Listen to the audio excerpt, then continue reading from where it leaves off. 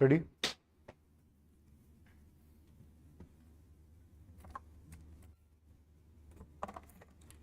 Start. देखो कुछ word बताता हूं मैं आपको एक बार हल्का सा। आप लिखते हो माई फर्स्ट पॉइंट इज, तो माई बनाएंगे और माई फर्स्ट लिखना है तो नीचे ही फर्स्ट लगा दो, माई फर्स्ट हो जाएगा। फर्स्ट के लिए लूप लगाते हो, जैसे ये लिखते हो ना फर्स्ट, फर्स्ट को कभी भी ऐसे नहीं बनाते, ये गलत है, ये डायरेक्शन होनी चाहिए फर्स्ट की।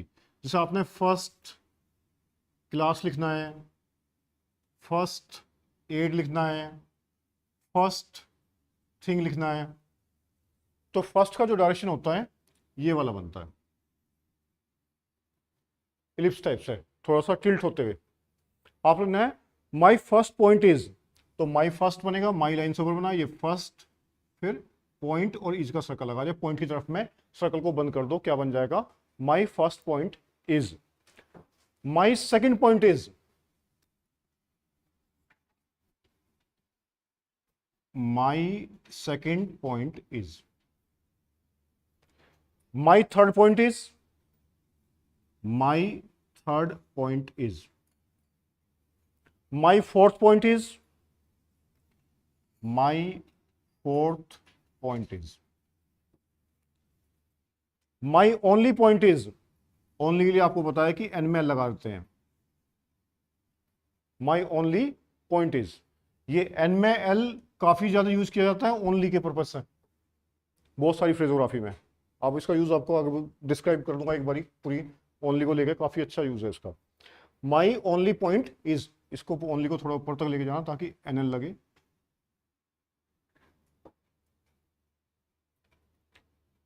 My main point is,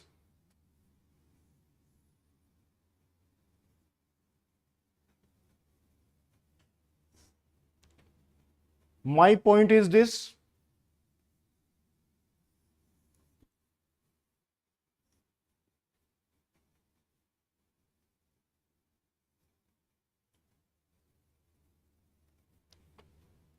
my point is this. Line पे बना लो, थोड़ा सा क्लियरिटी बन जाएगी। वैसे पॉइंट के साथ में इज आएगा तो दिस ही पढ़ा जाएगा, दिस तो पढ़ा नहीं जाएगा।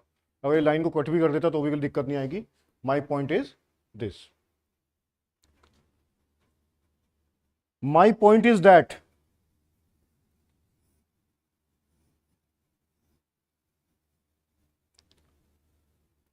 My only point is this,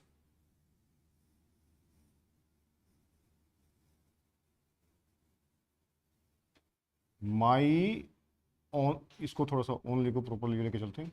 my only point is this, my only point is that, my only point is that. बना लेंगे, लिखो my first point is,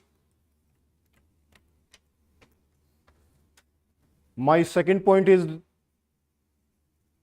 my third point is, my fourth point is, my only point is, my main point is, my point is this, my point is that, my only point is this, my only point is that. देखो dictation लिखेंगे 100 पे, और जो आपको file इसके अंदर मिलेगी वो आपको SSC C&D ग्रेड टेस्ट, जो कि यूट्यूब पर नाम है 13 के नाम से मिलेगी। डेट के बजाय मैं टेस्ट का नाम डाल देता हूँ क्योंकि सैटरडे संडे क्लास नहीं होती, फिर वो कंफ्यूजन डालेगी। टेस्ट 13, और एक मिलेगी @80। दो ऑप्शन होंगे इसके अंदर आपके पास, नो कोमा का और विद कोमा का। और जो @120 सॉरी 100, ये आपको जो फाइल मिलेगी ये विद कोमा पे ही मिलेगी, जो सॉफ्टवेयर पे आपको मिलेगी। सॉफ्टवेयर का आपको यूआरएल पता है, 3p प्रोग्राम में डबल में .steno18.in, आप इसको अपने फ़ोन में भी लॉगिन कर सकते हो और उसकी फाइल आपको वहाँ पे ऑडियो फाइल भी मिल जाएगी। इसमें एक ऑप्शन आपको मिल जाता है, अगर बाई चांस आप ना स्पीड को लेके पहले हाई पर लो पे लिख सकते हो फाइल को, ठीक है। आपके पास ये लगभग 5 मिनट बाद मिलेगी आपको, यहाँ से क्लास खत्म होने के 5 मिनट बाद। इसको अपलोड करने में थोड़ा टाइम लगेगा। Ready, start it.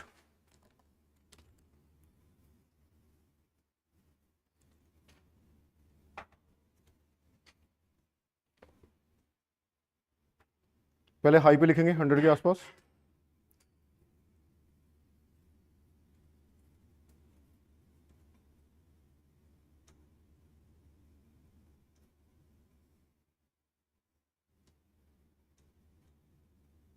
Start.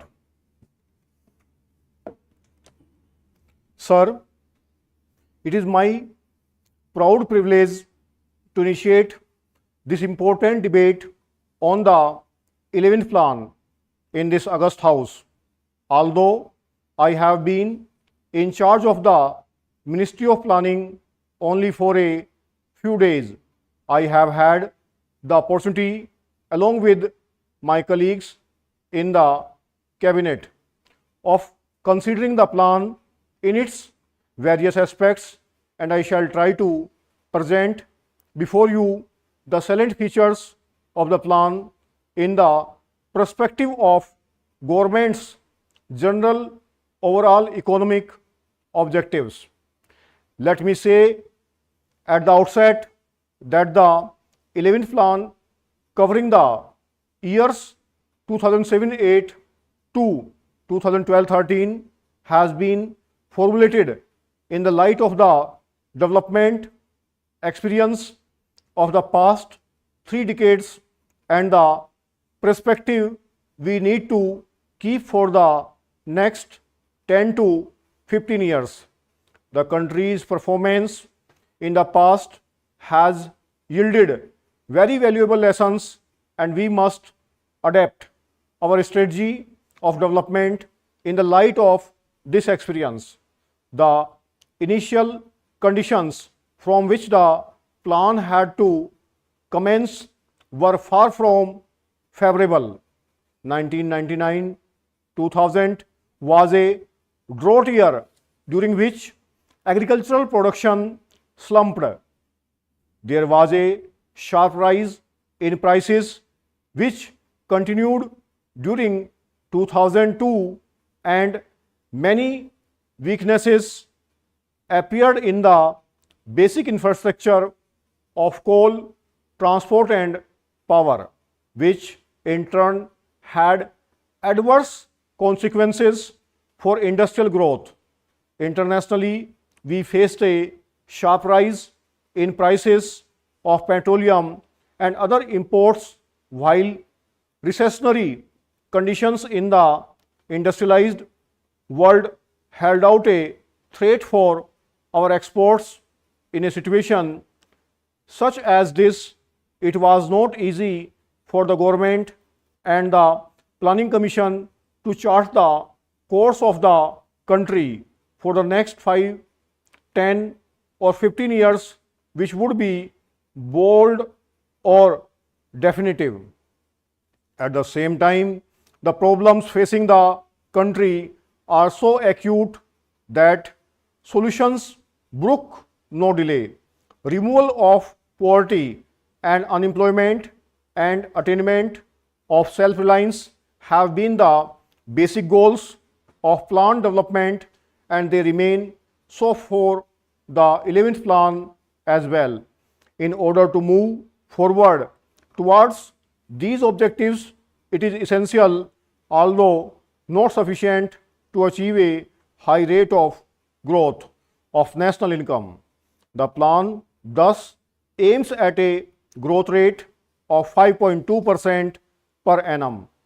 This is not an ambitious target, especially since 1999-2000 was a year of low output, but it still requires assiduous efforts to utilize excess capacity in the system and to build new productive capacities in industry as well as agriculture, in power and in transport, so as to sustain the momentum of development in the years to come.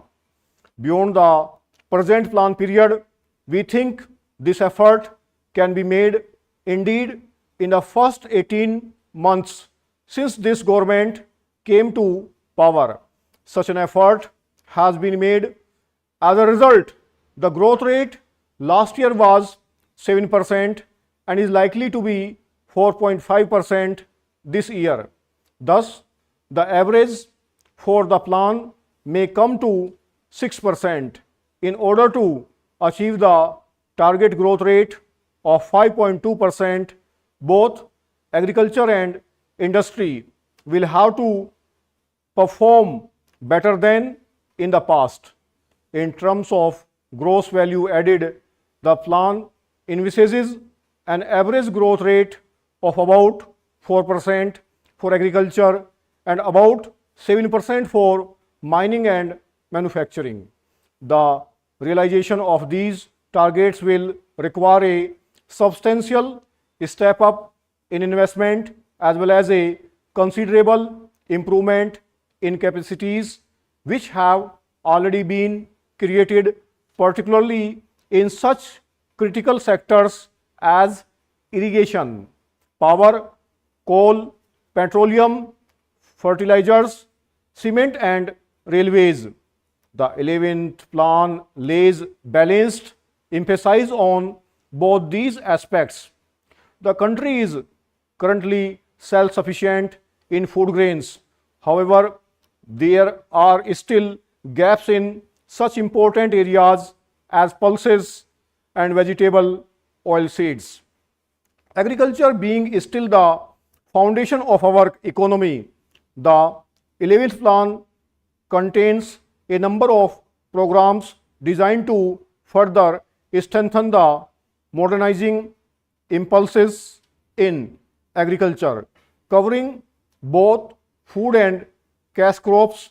As a part of the overall strategy, the area under irrigation is sought to be increased by nearly 15 million hectares over the plan period.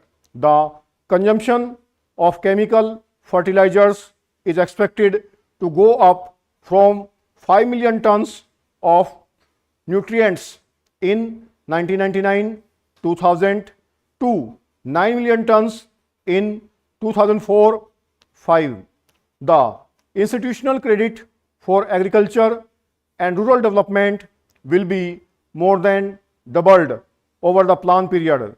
The newly planned National Bank for Agriculture and Rural Development will act as a powerful agent for overcoming the weaknesses of the credit delivery systems, particularly in meeting the credit needs of small and marginal farmers and rural artisans.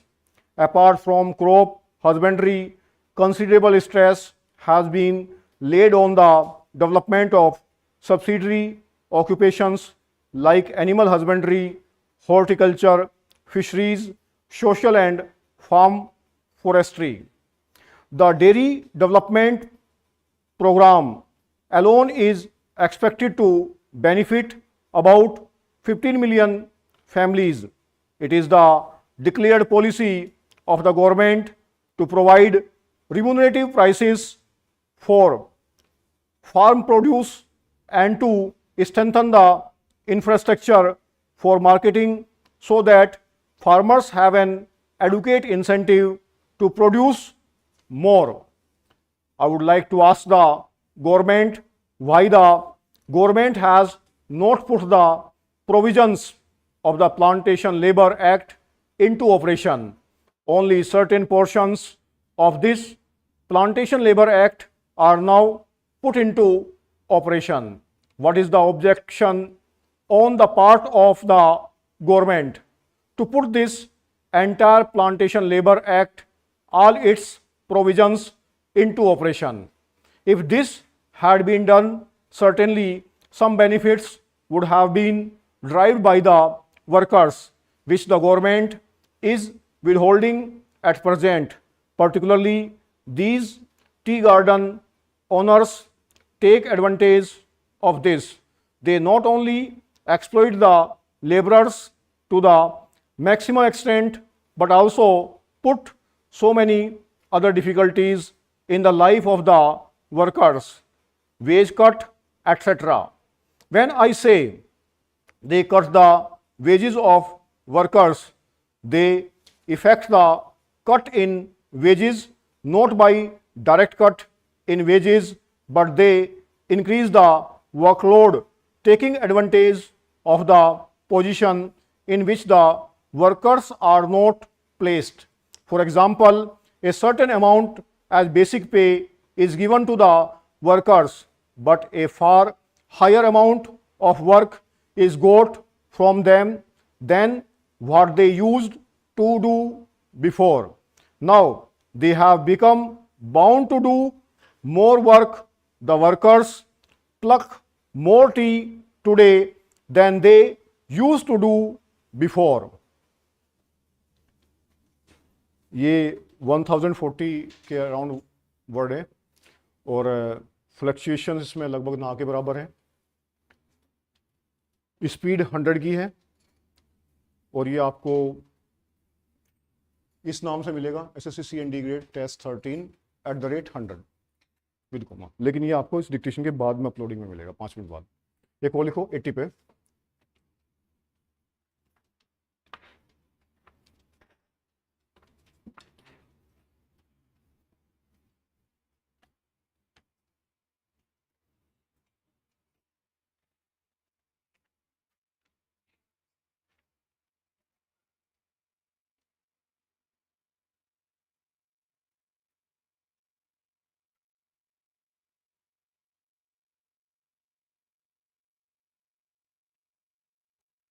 Ready? Let's start. In presenting this report, my first duty would be to thank the Devar Commission for preparing this valuable document.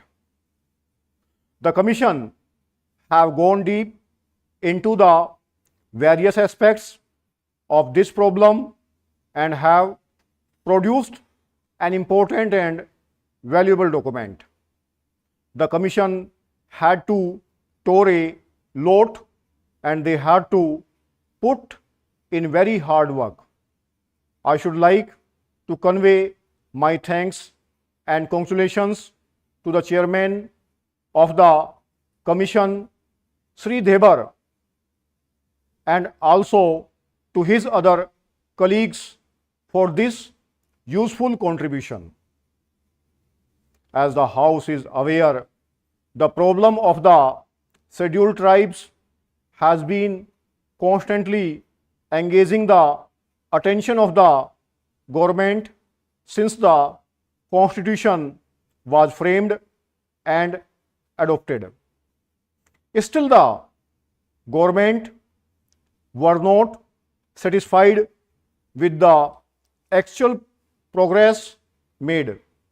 It was in that context that the government appointed 2 committees before the Devar Commission was appointed. The first was the Ilvin Committee, which especially dealt with the problem of the tribal blocks. The second committee was appointed on the suggestion of the Estimates Committee to study the problem of the backward communities especially. On top of that, in communities, especially in pursuance of Article 339 of the Constitution, the government appointed the Devar Commission, and now it is for the House to give its opinion on the recommendations made by the Commission. our desire is that as soon as the Parliament, this House, as well as the other House has discussed this report and expressed its views, we will go ahead with the recommendations made, and we will certainly like that they are implemented as early as possible. I do not want to enter into generalities, but it must be said that our country is vast and our problems are also immense. Generally, we are a very poor country, and it is true that during the British days, we did not actually realize what poverty meant. People suffered without much protest. But now, when the country is trying to go ahead with economic development, it is but natural that every section of our community should like to progress simultaneously. I think if we are frank, we should admit that there are certain weaker sections of our community in the country who have not made as much advance and progress as others have done. It has therefore become very important that we should lay special emphasis on the development of the scheduled castes and the scheduled tribes. It is necessary, therefore, that we should carefully consider the various recommendations made and see what we can do to achieve a certain target within a prescribed period. The scheduled tribes have been living in isolated places, far off places, not connected with roads. They do not have any amenities of life, neither medical aid nor even proper educational facilities. We have to bring them out of that situation. We must try to integrate those people with other sections of our countrymen. It is far from my mind to suggest that we should impose anything on them, whether our customs or our culture. Though the culture is more or less common throughout the country, but every community has its own conventions and customs. Therefore, when I say that there should be complete integration, I do not mean to suggest that there should be imposition of anything on the tribal communities as such. Still, it is essential that integration will only be possible if their standards are raised, if they are more or less brought to the same level where we or the other people are, who are not so isolated. So, we have to bring these people to that level, and we can do that not by implementing certain schemes only, but by bringing about a radical change in our outlook and approach.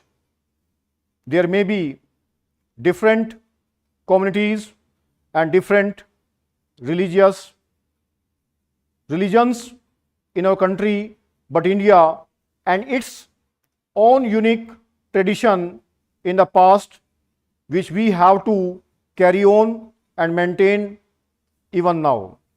In fact, our philosophic base has been unity in diversity, and in it is our good fortune that when we are free, when we have become independent, various communities and religions exist in our country, and it should be our effort to bring about complete unity and solidarity amongst ourselves, even if our religions are different or we differ in our customs, rights, etc. So I think that it is a challenge to all of us, and I have no doubt that we will be able to meet this challenge. I do not want to take more time of the house. As I said in the beginning, I do not want to enter into generalities. So far as the recommendations of the Commission are concerned, they can broadly be divided into two categories. There are recommendations which are to be dealt with or which directly concern the Home Ministry and some other ministries of the Government of India. There are other recommendations which mainly concern the state governments. In fact, it is the state governments which have really to execute and implement the programs. ये 840 word है और 80 की speed है, फ्लेक्सेशन 85 और 88 तक का है, और ये भी आपको इसी नाम से मिलेगा, SSC C D test 13 @80 no comma with comma. ये 5 मिनट बाद आपको मिल जाएंगे, टाइप करेंगे।